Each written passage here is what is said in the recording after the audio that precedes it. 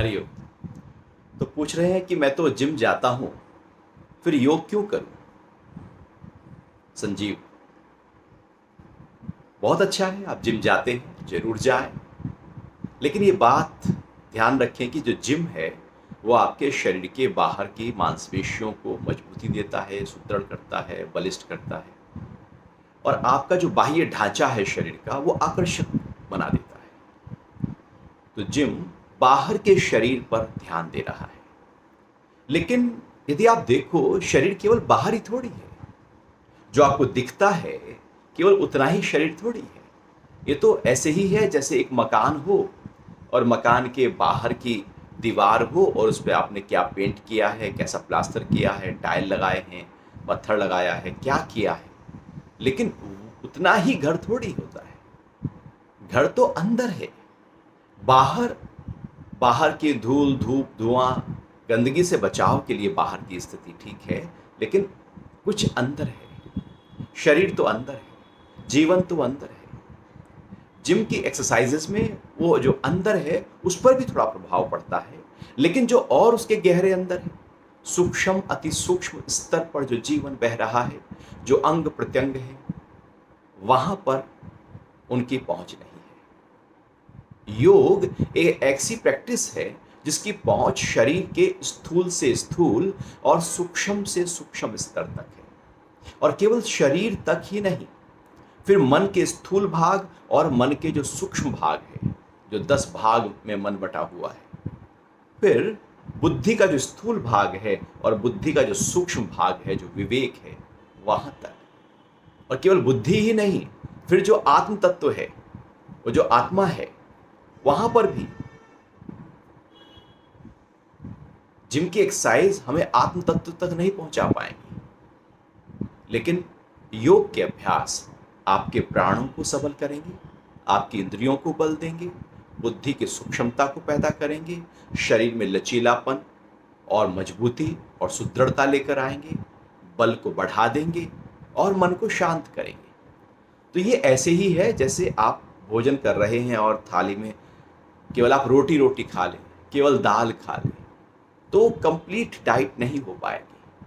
आपको complete diet में सभी जो पौष्टिक अवयव हैं, जो पौष्टिक तत्व हैं, उनको लेना पड़ेगा। ठीक ऐसे ही शरीर का जब हम ध्यान रख ही रहे हैं, तो क्यों ना उसको समग्रता से ध्यान रखा जाए। और ये जो समग्रता से ध्यान रखने में फिर आप पाएंगे कि शरीर की उम्र लंबी हो गई, और दिन भर जो आप काम कर रहे हैं, काम करने में आपका जो मन है, उसकी जो एकाग्रता है, वो और बेहतर हो गई। आपका जो व्यवहार है आपस में, घर में, बाहर, उस व्यवहार में बदलाव आ गया। मन के अंदर जो चल रही थी हलचलें, वो थम गई, और बीमारियां जो शरीर में आ गई थी वो दूर होने लगेंगी। फिर आगे जो बीमारियां आ सकती हैं उनसे रोकथाम हो जाएगी। तो पहली बात तो है कि रोकथाम होना, बीमारियों से रोकथाम होनी चाहिए, और सूक्ष्म से सूक्ष्म अंग प्रत्यंग तक उसमें प्राण तत्व बढ़कर ही हम रोकथाम कर सकते हैं। तो योग के अभ्यास बीमारियों से रोकथाम कर रहे हैं। बीमारियां हैं तो उनको दूर कर रहे हैं। अब जैसे कोई कोई दर्द आ जाए, कमर दर्द हो, तो आप जिम की एक्सरसाइज नहीं कर पाओगे। घुटने का दर्द हो, नहीं कर पाओगे। कोई और समस्या आ जाए तो ट्रीटमेंट कैसे करेंगे जिम में। लेकिन योग की प्रैक्टिस तो आपका ट्रीटमेंट भी कर रही है, रोकथाम भी कर रही है, तो इलाज भी कर रही है, और आगे के लिए शरीर को तैयार कर रही है। तो इस बात को हम अच्छी तरह से जानें, समझें, परखें कि जो दिख रहा है शरीर बाहर, उतना ही नहीं है। क्योंकि ये शरीर तो जब व्यक्ति मृत होता है, मुर्दा हो जाता है, ये तो पड़ा रह जाता है। अंदर है कुछ जो इस शरीर को चला रहा है, जो बाहर का शरीर है। वो जो अंदर है, उसके लिए हम क्या कर रहे हैं। योग साधना ऋषियों ने हजारों साल पहले इस शरीर को, मानव शरीर को स्वास्थ्य देने के लिए इजाद की। वेदों के काल से पहले की है ये योग साधना, क्योंकि वेद भी समाधि की ऊंची अवस्था में लिखे गए, अर्थात योग उससे पहले चला रहा था। तो योग का अभ्यास ऋषियों ने बहुत ही आरंभ में कर लिया था कि इस शरीर को जो परमात्मा की कृपा से हमको प्राप्त हुआ है, इसका रखरखाव कैसे हो जाए। और ये शरीर केवल स्थूल स्तर तक ही ना जिया जाए, इसके जो सूक्ष्म भाग है वहां तक भी हम पहुंचे, अपनी चेतना तक भी हम पहुंचे। उसके लिए फिर योग की प्रैक्टिस का आरंभ हुआ। फिर धीरे धीरे कालांतर तक ऋषियों ने बहुत गहरे अनुसंधान के बाद बहुत सारे योग के आसनों का निर्माण किया। वो आसन एक वैज्ञानिक तरीका है, एक साइंटिफिक, एक शरीर की आकृति बनाई जाती है वैज्ञानिक तरीके से, और जिसमें हमारी जो ऊर्जाएं हैं, जो प्राण है, जो रक्त का संवाह है, और साथ साथ जितने भी ऑर्गन्स हैं, सिस्टम्स हैं, ज्वाइंट्स हैं, मसल्स हैं, जो भी अंग प्रत्यंग जिस भी स्तर पर शरीर में छोटे और बड़े रूप में हो सकते हैं, उन सबके स्वास्थ्य में किस तरह से कौन से आसन लाभकारी होंगे, अलग अलग आसनों को डिजाइन कर दिया कि ये आसन इन अंगों पर प्रभाव डालेगा, ये आसन इन अंगों पर प्रभाव डालेगा। फिर हठ योग प्रदीपिका में और घेरण संहिता में ऋषि कहते हैं कि देखो ये समस्या है, ये रोग है तो ये आसन कर लेना, ये है तो ये आसन, ये प्राणायाम कर लेना। अर्थात उन्होंने खोज कर ली थी कि बीमारियां यदि शरीर में आ गई तो कौन से आसन और कौन से प्राणायाम के माध्यम से उन बीमारियों को हम दूर कर सकते हैं। क्योंकि मेडिकल साइंस तो बहुत पुराना तो है नहीं, ये तो अभी हाल ही का है। उससे पहले लोग कैसे स्वस्थ रहते थे, वो ऋषियों की उम्र सैकड़ों साल कैसे हो जाती थी, 100 साल के पार कैसे कर लेते थे। क्योंकि बाह्य जो वातावरण से जो वायरस का अटैक है वो तो हमेशा से रहा है, शरीर के अंदर जो उपद्रव हैं वो तो हमेशा से रहे हैं। फिर उनका रोकथाम योग के माध्यम से ही किया जाता था। तो ऋषियों ने इजाद किया आसनों को और कहा कि शरीर जो है वो 84 लाख आकृतियों के साथ बैठ सकता है। उसकी 84 लाख अलग अलग आकृतियां हो सकती हैं।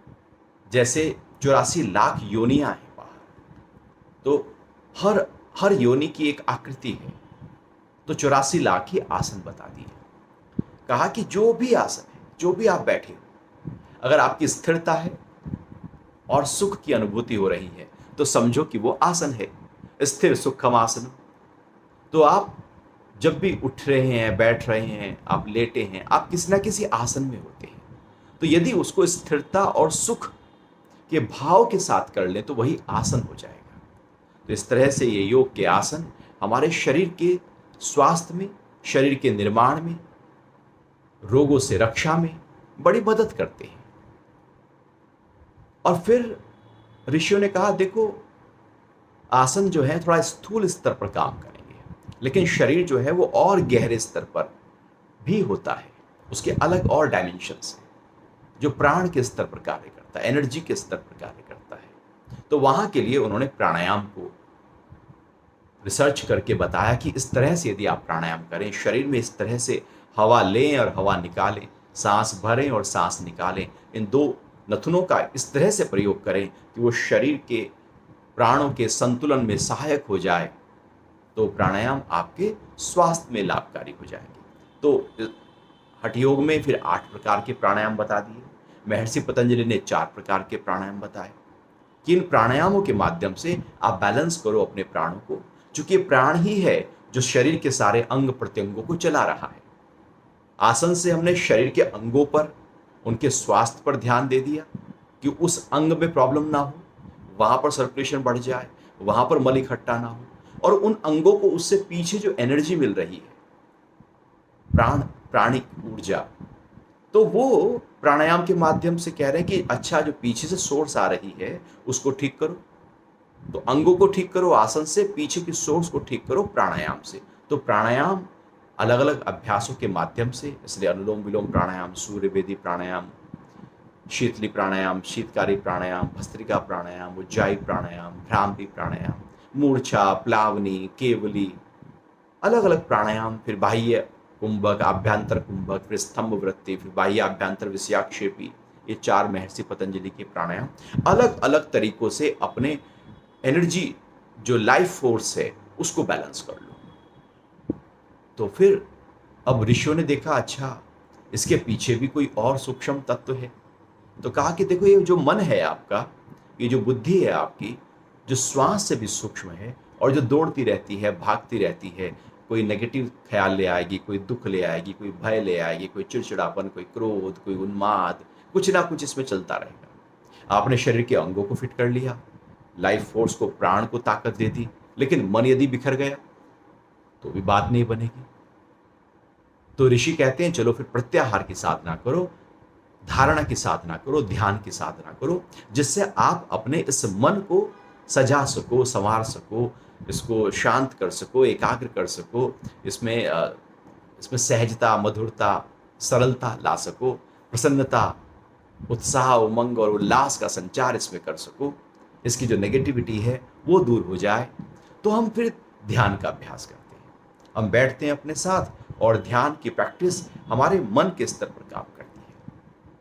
मन एक जो दिखता है मन, जो अभी मन है, फिर आप देखेंगे ये बदलता रहता है, पल पल बदलता रहता है, जैसे मन नया होता रहता है, मन हमेशा नया होता जा रहा है।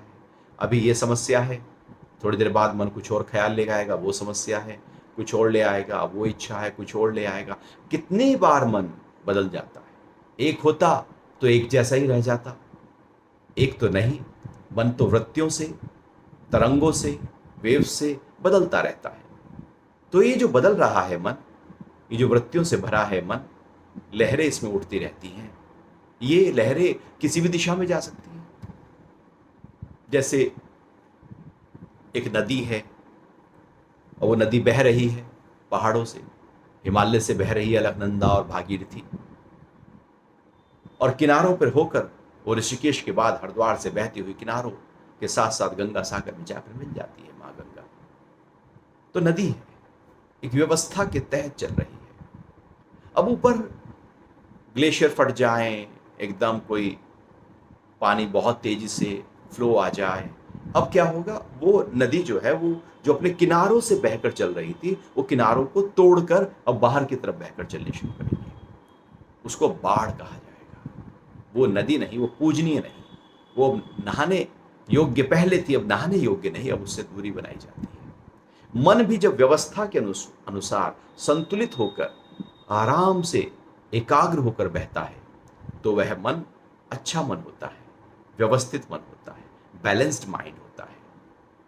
और जब वो मन बिखर जाता है बाढ़ की तरह, ये विचार कभी पास्ट का दुख ढूंढ लाएगा, फ्यूचर में फ्यूचर का डर ढूंढ लाएगा, फिर ये लोभ लेकर आएगा, फिर ये मैं मेरा मेरे वाले करेगा, फिर ये इच्छा लेकर आएगा, फिर ये लालसा लेकर आएगा, फिर ये जलन लेकर आएगा, फिर ये निंदा लेकर आएगा, पता नहीं क्या क्या, ये एक के बाद एक के बाद बूफे लगाए रखता है और हम पता नहीं कहां परेशान हो जाते हैं। तो योग कहता है कि देखो, अब आप ये जो मन है इसको भी अपने ध्यान दो, इसको व्यवस्था दो। ये जो बिखर गया है इसको समेटो।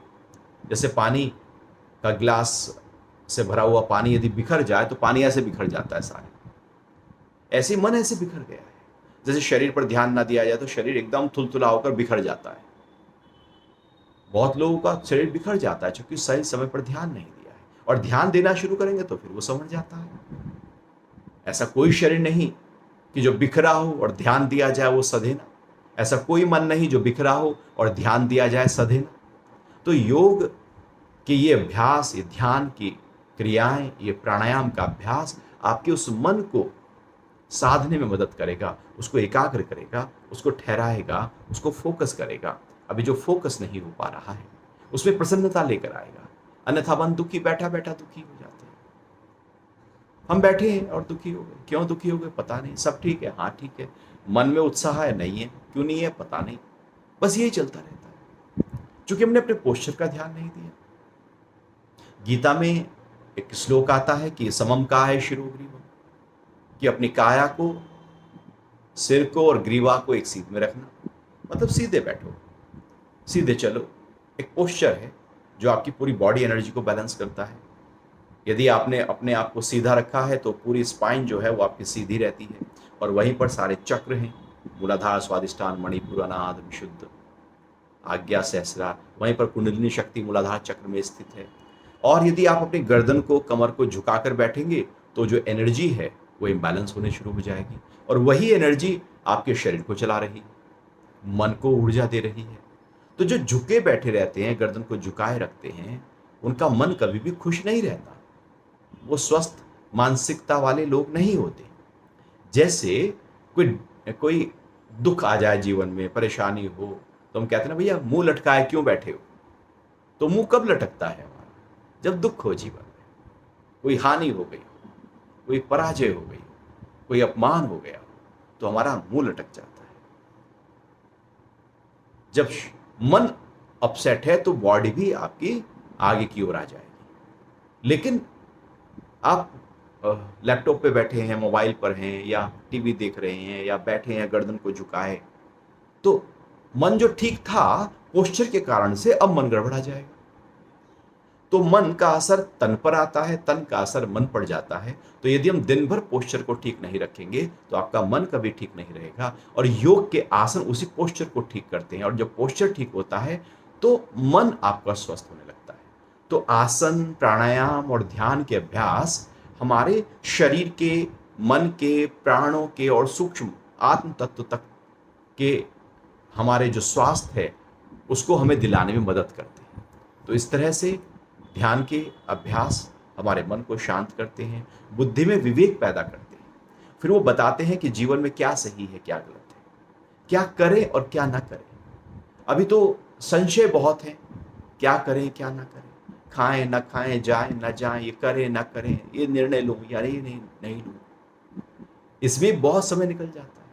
फिर पूछते हैं, इससे पूछ लिया, उससे पूछ लिया, फिर एक ने अलग उत्तर दिया, दूसरे ने अलग उत्तर दिया, तो और कंफ्यूजन पैदा हो गया, और ज्यादा हलचल आ गई।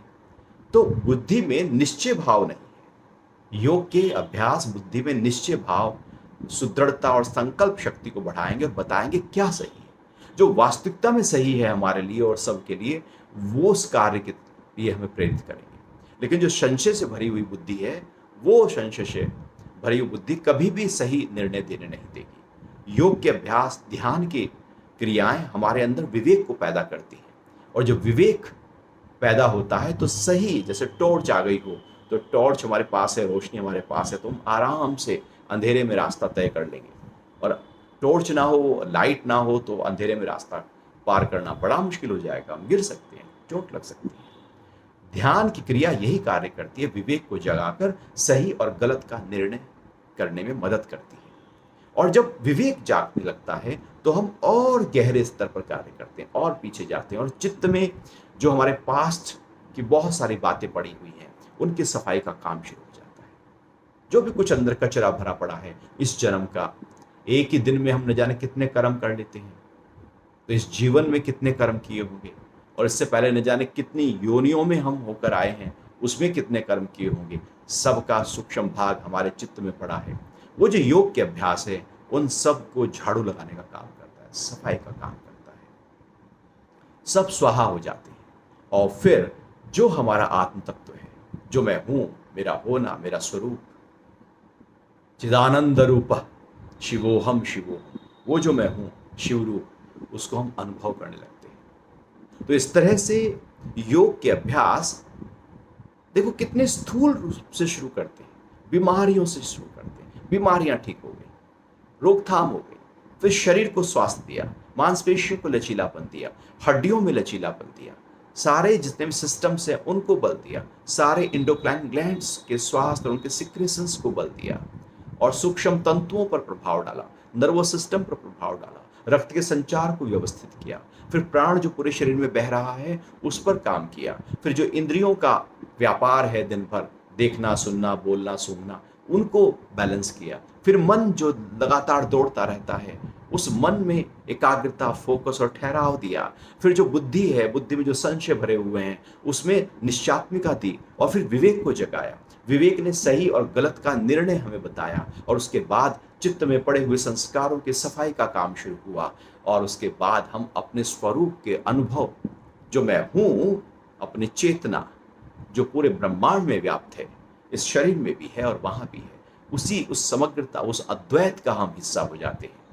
तो किस तरह से स्थूलता से अति सूक्ष्मता तक अनुभव करा देता है योग का अभ्यास। लेकिन जिम ये सब नहीं कर पाएगा। आप जिम करते हैं, आप जरूर करें, लेकिन योग को भी अपना लें। जिम तो एक समय पर छूट जाएगा, लेकिन योग ना छूटेगा। जीवन में ऐसे अभ्यास होने चाहिए जो लगातार मेरे जीवन का हिस्सा रहें। उम्र 90 साल भी हो, जिम आपका अब कार्य सहायक नहीं हो पाएगा, लेकिन आप लेटे लेटे भी हाथ पैर की सूक्ष्म क्रियाएं कर पाएंगे। तो योग की अभ्यास जीवन के लिए है। जब तक ये जीवन है तब तक कोई ना कोई अभ्यास, चाहे वो स्थूल रूप का हो, सांसों की क्रिया का हो, मन का हो, बुद्धि के स्तर पर हो, कोई जप हो, कोई भक्ति भाव हो, कोई कर्म का भाव हो, कोई ज्ञान हो, कुछ ना कुछ आप हमेशा योग के साथ रह सकते हैं। इसलिए योग करना चाहिए। इसलिए ऋषि बार बार हर शास्त्र में जोर जोर से कह रहे हैं कि करो योग को, अपनाओ योग को। ये योग ही है जो जीवन को सबसे ऊंचे स्तर पर ले जाएगा, शरीर के स्वास्थ्य को ऊंचे स्तर पर ले जाएगा, हर स्तर पर हमें ऊपर टिका देगा। तो बाकी सब स्पोर्ट्स एक्टिविटी अपनी जगह पर सही है, जिम अपनी जगह पर बहुत अच्छा है, लेकिन योग को ना छोड़ना, इसको जरूर अपनाना। और यदि नहीं करते तो जरूर करना शुरू करना और देखना करते ही क्या प्रभाव है। आपको अनुभव होना शुरू होगा। जैसे आप आम खाते हैं तो आम का अनुभव आपको होता है, वाह क्या मिठास है। ऐसे योग के अभ्यास जब आप करेंगे तो उसका एक अनुभव होगा। आप कहेंगे वाह क्या हल्कापन है, क्या शाम तक ऊर्जा से भरे हुए हैं, थकान ही नहीं हो रही है, मन एकाग्र हो गया। अब कोई तनाव, कोई टेंशन, कोई झगड़ा नहीं हो रहा है, कोई ईर्ष्या और कोई इच्छाओं में हम नहीं जा रहे हैं। कैसे मन अंदर तक शांत हो गया है।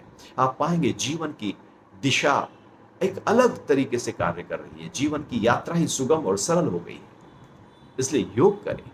और वैसे भी कल अंतर्राष्ट्रीय योग दिवस है, 21 जून, एक ऐसा दिन जो योग के लिए समर्पित हम करें और उस दिन ये संकल्प करें कि आने वाली 21 जून तक हम नित्य निरंतर रोज योग का अभ्यास करते रहेंगे। ऐसा कोई भी दिन खाली न जाएगा जब हम योग का अभ्यास न कर रहे हों। जैसे कोई भी दिन ऐसा नहीं जाता जब हम नहा न रहे हों, सो ना रहे हों, ब्रश ना कर रहे हों। ऐसे ही योग भी मेरे जीवन का हिस्सा हो जाएगा। ये संकल्प हमें पूरी तरह से प्रबल करना है और जीवन को योगमय बनाना है।